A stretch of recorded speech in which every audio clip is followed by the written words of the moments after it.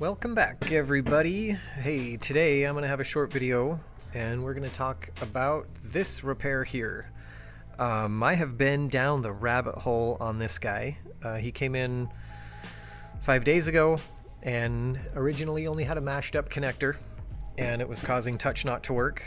So it's like, yeah, no problem. We can do it. We can do that connector for you. We get the connector on and it didn't work. I didn't get all the connections right, so I took it off and did it again. Actually, I did it a couple times. Here's my little dudes here of some of my donors and whatnot. So we did that, and when I got it down the final time and under the microscope, everything looked really beautiful on this. Every connection was made, everything looked good.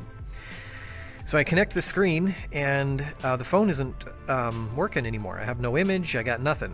So naturally, I start, checking the lines, make sure that everything looks good.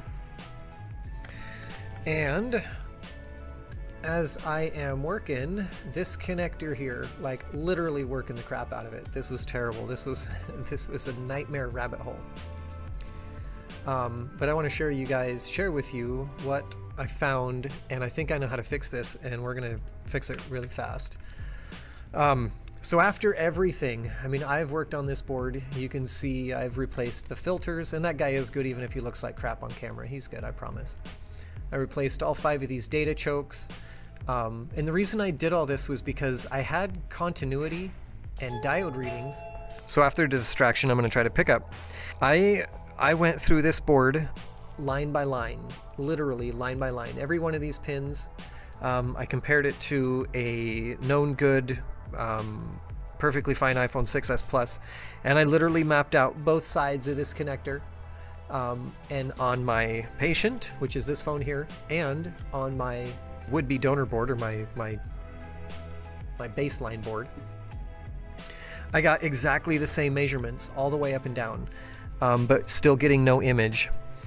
And after getting no image, I've seen videos where something as simple as a filter being bad. If everything is intact, a filter that reads good could be bad and making it have no image. So I went ahead and I replaced the filters. I replaced the data chokes because one of those was burned out. So I just went and did all 5 of them. Went through and checked all of my voltages. And if you're wondering, these would be the voltages necessary for the phone to boot and have image, right? So every one of these guys.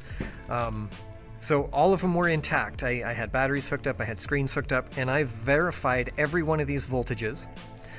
I verified continuity, I verified everything, and still could not figure this guy out. Down the rabbit hole, 5 days. I lost sleep over this thing. Like, I legit lost sleep.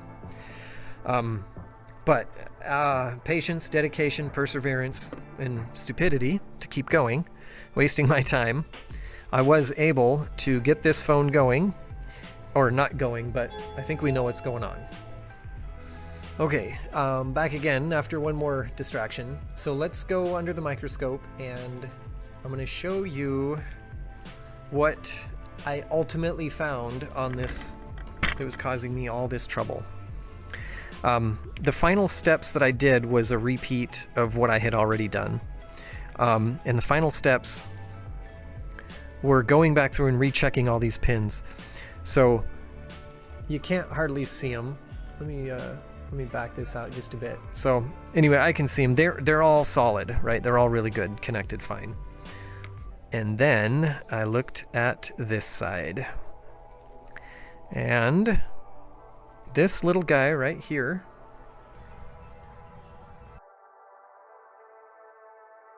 yeah, I don't know if you can see that, but this guy, pin number 2, looks really good. Like, he looks connected. He looks like he's got a nice little blob of solder around him, but look at that. He is wiggly indeed. So, pretty sure that right there is what our big problem was. So yeah, you can't see anything, I'm sorry. Anyway, just know that pin is bad. So I'm going to show you what this looked like when it boots before I fix it, and then afterward, after it's fixed.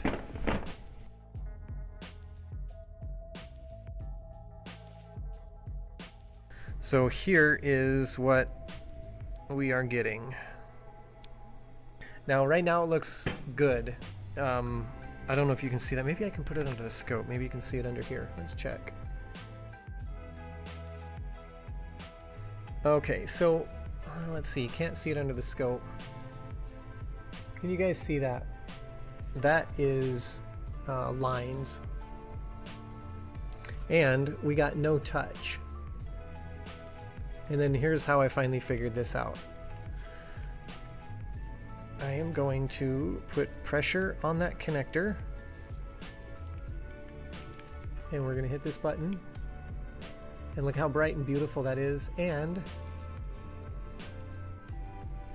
we have working touch. See that? I don't want to enter that passcode because I don't know what it is yet. So when I let go of that, it immediately goes dark and it's got some weird lines in it. And then I press it, it comes bright and works. Let go and we get that. Now we're going to retouch that one pin, and I'm going to show you what that pin is on Easy Draw.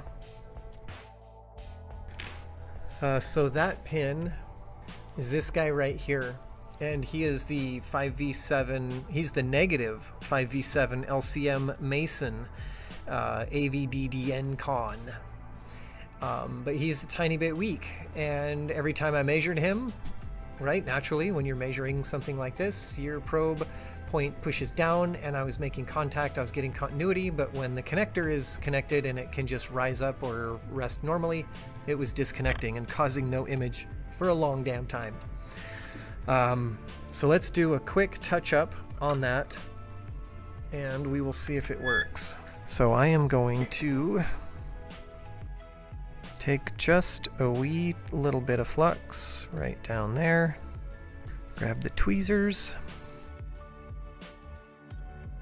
Okay, we got just a little touch on that guy. Let's clean him.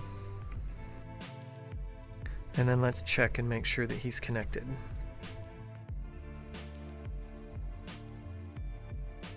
And he is indeed connected. So now, let's test it again. Put this antenna down first.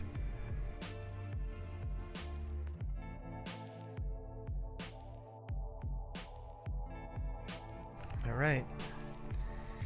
Here we go. Yeah, baby. That looks good. That does not have the lines in it. Yeah, that doesn't have the lines. That looks real good. Let's back that baby out. And let's see if it goes to boot and what it looks like. And look at that. Now, do we have touch? We have touch. I think we restored this baby fully. I really do. I think we restored it all the way. So anyway, that, my friends, is what is at the bottom of the rabbit trail. That was a 4 days worth of 5 days worth of hunting, and really beating my head against the wall. Now the good news is, because of all of that, I've learned a tremendous amount about the backlights, the images, the voltages, all that kind of stuff that I didn't know or had vague understandings of. I gotta say, I really learned a lot. So the downside, that took a lot of life right out of my soul. The good news is I have some powerful knowledge that's gonna help me in the future do this kind of stuff just faster and better. So there you have it, guys. That's the bottom of the rabbit hole. Thank you for watching, and we will see you on the next repair.